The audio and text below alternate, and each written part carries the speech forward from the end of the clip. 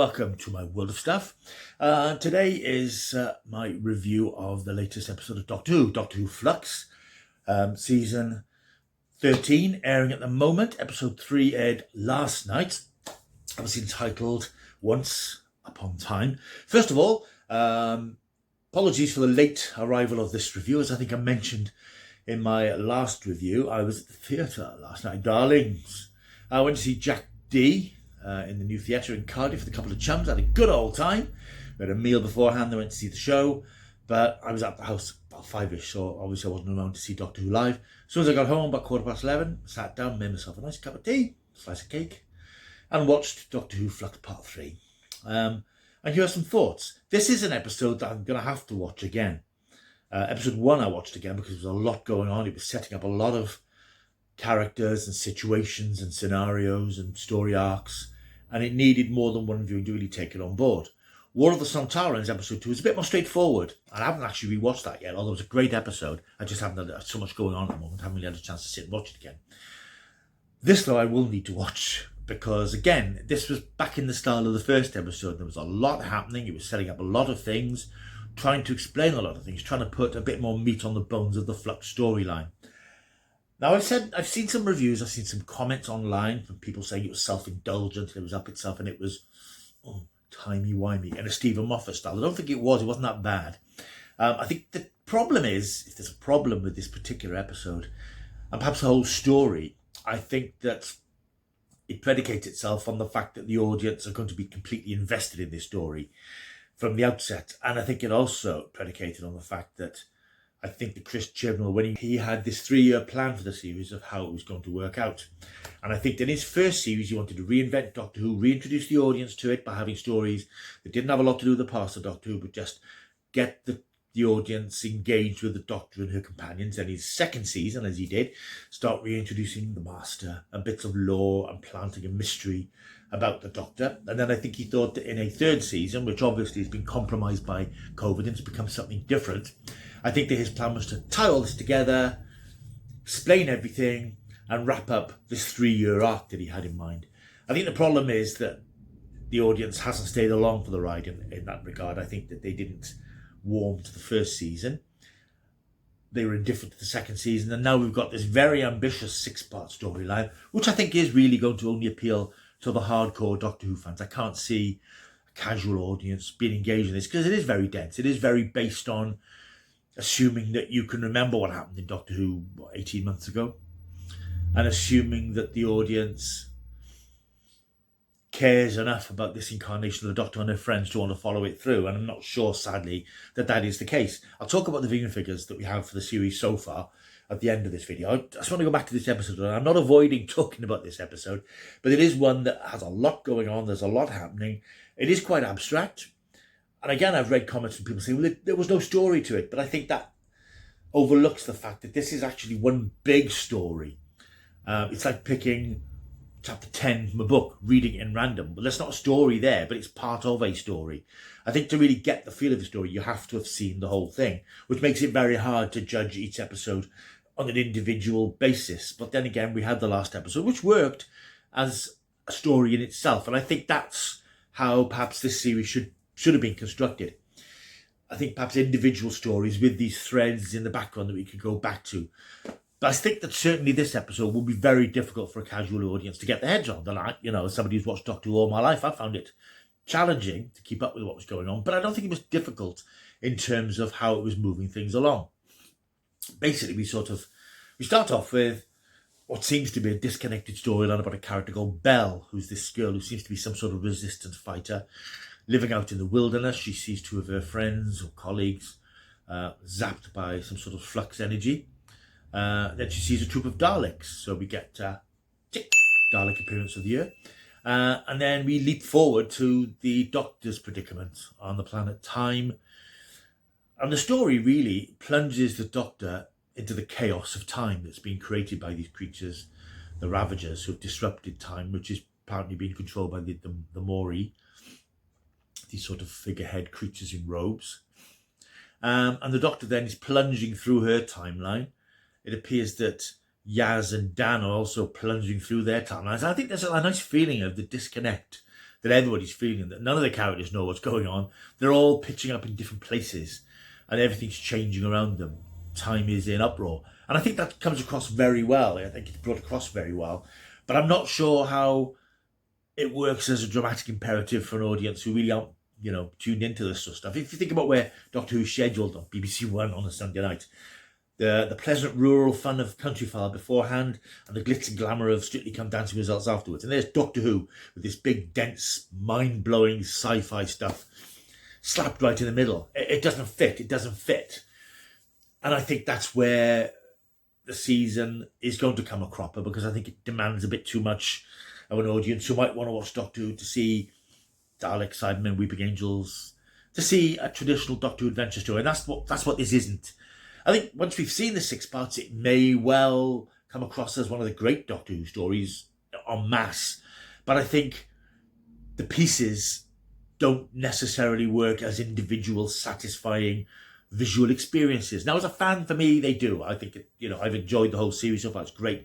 This, for me, is Doctor Who far more than the difficult period that we had with the previous showrunner, when I just felt a lot of the time these don't feel like Doctor Who stories. This very much does feel like a Doctor Who story, but on a big, massive scale that isn't going to appeal to everybody. And I think that's what we have to accept now, that Doctor Who, its viewing figures, and again, as I said, I'll talk about those shortly, its viewing figures are what they are. And I think what we now have is a hardcore of audience who will watch Doctor Who, whether that's made up of the fan hardcore who will always watch, and the majority of them will complain, plus a casual audience, a small casual audience that's still on board. But certainly we're a long way away from the inclusive highs of David Tennant when, everybody watched Doctor Who. I remember I was working at the time, and Monday morning the first topic of conversation was, what did you think of Doctor Who? And it was just there, and it was inclusive. We're not there anymore. That's not what Doctor Who is anymore. Doctor Who is very much, I suppose, it's cult television again. I know I haven't said a great deal about this episode, so I will go back to it. I enjoyed it, but I, all the time watching it thinking, what's this Joe Schmo in the street making of this? And that's something I can't help. I can't filter out, because it's just the way I'm built in terms of Doctor Who, because I want people to love it and I want it to be watched. And as much as I think this is a really good, well-constructed, very well-written story, very convoluted, there's a lot going on, there's a lot of imaginative ideas, your big, bold ideas. I'm aware that, I don't know many people who are watching it. I was out last night with friends and they haven't been watching it. And it's very hard to find people who are watching it, which is a shame, because Doctor Who at its best is great family entertainment, and I think it's not there at the moment. But there was a lot going on here. I think it really deepened the mystery of the Timeless Child, because we had the reappearance of, spoiler if you haven't seen it yet, Jo Martin as the fugitive Doctor. She sort of crops up as the Doctor's sort of drifting through her timeline and trying to find out the secret of who she is and all this sort of stuff. And she nearly gets there, and then she's whipped back again. I think Jodie Whittaker's performance is great in this, considering how difficult the script must have been to make sense of as an actor. I think she gives a really good, strong performance of a character who just isn't in control, and she knows she's not in control. She's got no plan. She doesn't know how to resolve all this. The FLUX is out there causing chaos. The Ravagers are tormenting her, and again, brilliant performances by, I think it's Sam Spruill as Swarm, and I think it's Rochella Sandal as Azure. I mean, these are two great classic Doctor Who villains. That the performances are superb, and the makeup is incredible. Physically and visually, it is great. It looks fantastic. I think it's a very ambitious episode, and some of the CGI is over ambitious, if you like. I think there's some planetscape sequences that, probably wouldn't stand up to close scrutiny. I think I read that there are issues with the Daleks all on CGI. But I think that all adds to the scale of what they're trying to do. A story that spans all space and all time, especially time. And it is looking at the nature of time as a thing rather than this abstract concept. It's something which is almost tangible and can be disrupted. And I think that's interesting. But it's not for everyone. It's not for casual audience, as I say. But I do think that an intelligent fan audience should be lapping this up and really enjoying it. And as I say, I think to judge this episode on its own and say there was no story to this misses the point, that this is all one story. And I think we can watch individual episodes and like them or dislike them, and then step back and look at the whole 6-parter when it's finished. So that's Doctor Who, Once Upon Time. An interesting episode. It never bored me, but it did sort of make me think, wow, what does the man in the street make of this if he's still watching? But I think fans panic about the viewing figures and panic about the stories. They go, oh, people won't like this. We know Doctor Who is living on beyond this. We know there's specials to come. We know there's an anniversary special. We know Russell T Davies is coming back. So anybody who's panicking, thinking, oh, Doctor Who's dying, it isn't. It's very healthy. And hopefully we'll be even healthier. I think this is an interesting time for Doctor Who, and I think what Chris Chibnall's doing is daring. And it's imaginative, but it isn't audience friendly. So the viewing figures. We now have the viewing figures, the 7-day viewing figures for the first 2 episodes. Now, I could do an hour-long video about ratings and how you have to interpret the data in a certain way. I'm not an expert, but I'm interested in viewing figures and viewing trends and so on. And you get online now all the Doctor Who YouTube lunatics who aren't me, all raving about Doctor Who flops, Doctor Who viewing figures worst ever, Doctor Who terrible viewing figures, Doctor Who plunges. It's 2021. It's not 2005 anymore when Doctor Who's routinely getting 9-10 million viewers, or a good Christmas special 17 million viewers.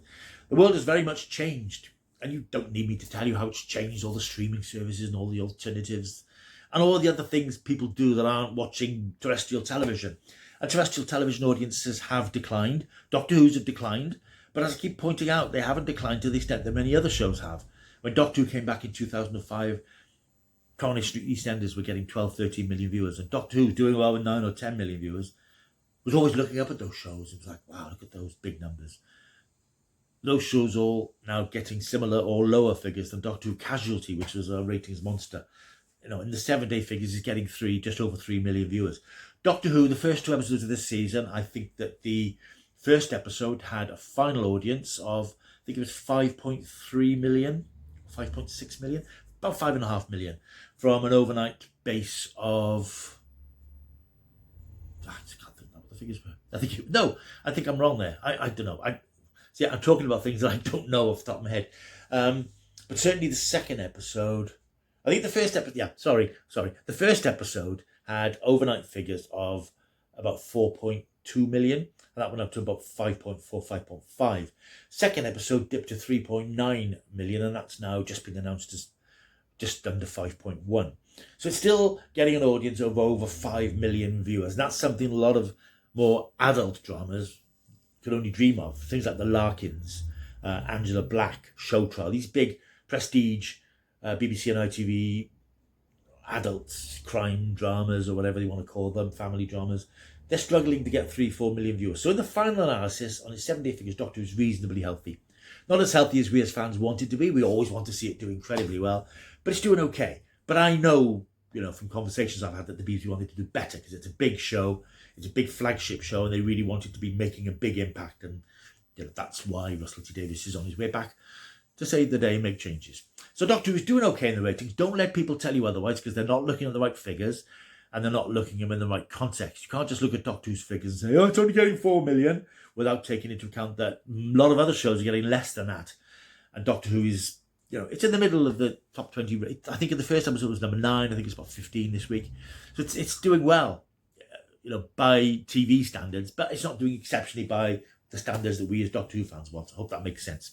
Right, that's me done for this particular episode. There'll be 2 episodes going up today. It's Monday afternoon now. I'm going to edit this and get this up fairly quickly. Later this evening, there will be my review, if it arrives. I'm still waiting for it to arrive from Mr. Amazon. Come on, Amazon! My review of the new animated Doctor Who William Hartnell serial, Galaxy 4. So I'll do a little unboxing of that. Then I'll watch it and review it and hopefully get that up later tonight, first thing tomorrow.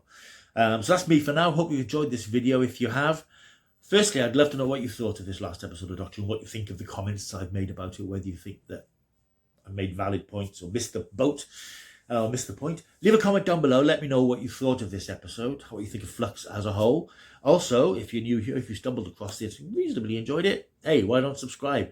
Join the party. Like, subscribe, share, leave a comment. I'll see you next time. But until I do, hey, keep taking the stuff.